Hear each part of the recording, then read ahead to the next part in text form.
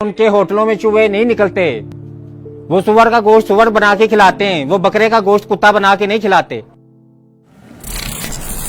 मेरी बात सुनो, सिगरेट नहीं पिलाते थे, चाय पिला दो यार, कितनी ठंड लग रही है। जिन मुआशरे में रहने की हम ख्वाहिश करते हैं वहां पे वही होता है जो वो कहते हैं।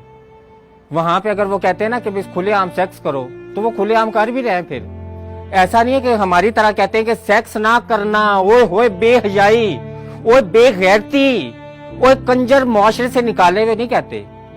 ये नहीं कि ये सब कुछ कह के और बेहयाई इंतहा से ज्यादा है, ऐसा नहीं है। वहां पे वो कहते हैं हम बेहया हैं और वो बन के भी फिर रहे हैं। हमारी तरह वो कहते हैं कि हम है नहीं और है सबसे ज्यादा हम लोग।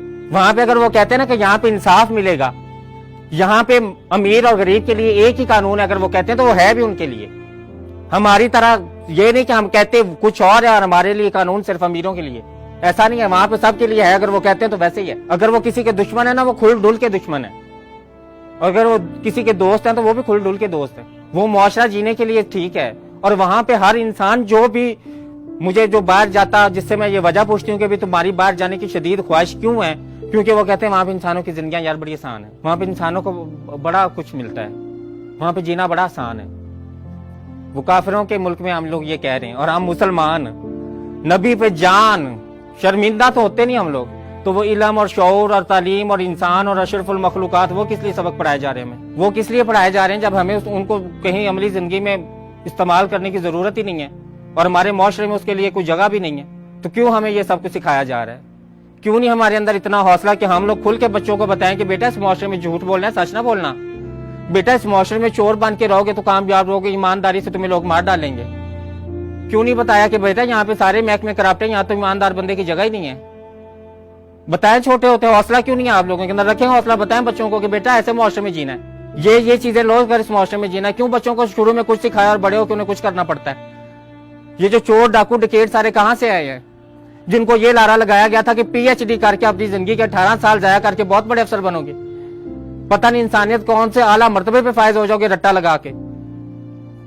क्यों हमें छोटे होते ये सिखाया कि हमारी कौमी जबान उर्दू है, जब गुलाम हम इंग्लिश किए हैं? तो जब दफ्तर में इंग्लिश बोलनी है, जब अपना इमेज बिल्ड करने के लिए इंग्लिश बोलनी है, जब अपने आप को अमीर दिखाने के लिए इंग्लिश बोलनी है, जब अपने आप को पढ़ा लिखा दिखाने के लिए इंग्लिश बोलनी है, तो क्यों कहते हैं हमारी जबान उर्दू है?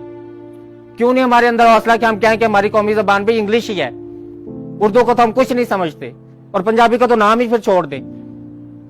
वो पंजाबी जिसको हम लोक जबान और जिसको हम बहुत कदीमी जबान और जिसमें अल्फाज के जखीरे वाली जुबान, उसको क्यों हम बता रहे लोगों को जब हम उसको समझते जहालत है? तो शुरू से बच्चे को बताए, घर में उसको पंजाबी बुलवा रहे होते हैं, मेहमान आ जाए तो उसको कहते हैं इंग्लिश बोलो ताकि पता चले तुम अच्छे स्कूल में पढ़ते हो। उर्दू बोलने से क्या हो जाएगा?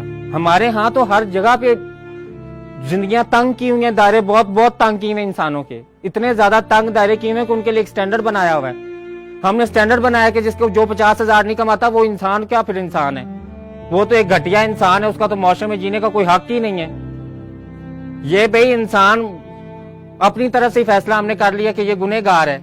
एक तरफ हम लोगों को तौबा का भी दर्स दे रहे हैं, एक तरफ हम बता रहे हैं कि भाई अल्लाह तो 100 कत्ल करने वाले को भी माफ कर रहा है, एक तरफ हम किसी की छोटी सी गलती पे उसको कत्ल कर रहे हैं, गुस्ताखी कह के, तौहीन कह के। तो तौबा वाला कॉन्सेप्ट किधर गया? क्यों लोगों को बताते हैं कि फिर तौबा भी कोई चीज है? बताएं तौबा कोई चीज नहीं है। जहां पे भी छोटी सी भी गलती हुई तो बस मर गया तुम, काफिर हो जन्नत में, तो फिर तुम तसव्वुर ही ना करो जन्नत का। एक छोटी सी गलती पे ऐसा समझाते हैं और फिर तौबा भी बताते हैं। आधे से ज्यादा लोग तो इसीलिए ईमान से निकल गए हमारे यहाँ, इस्लाम से तो नहीं निकले लेकिन ईमान से निकल गए वो, और सिर्फ इसी वजह से, हमारे इस मुआशरे की इस मुनाफिकत की वजह से। और इस मुआशरे में जो भी इंसान बच्चा पैदा होता है वो फितरत पे मुनाफिक नहीं पैदा होता। अल्लाह ने किसी को ना फितरत पे मुनाफिक पैदा किया, ना किसी को हासिद पैदा किया, ना किसी को लालची पैदा किया, और ना ही किसी को काफिर पैदा किया। ये हमारे मुआशरे के वो अलमियात हैं, ये हमारे मुआशरे के वो रवैये हैं जो इंसानों को ये बनने पे मजबूर करते हैं।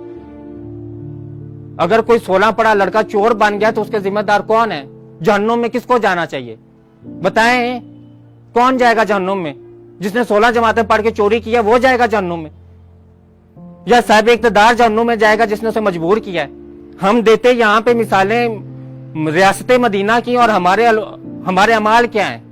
मुनाफिकों से भी बुरे हैं यार, काफिरों से भी हमारे अमाल बुरे हैं।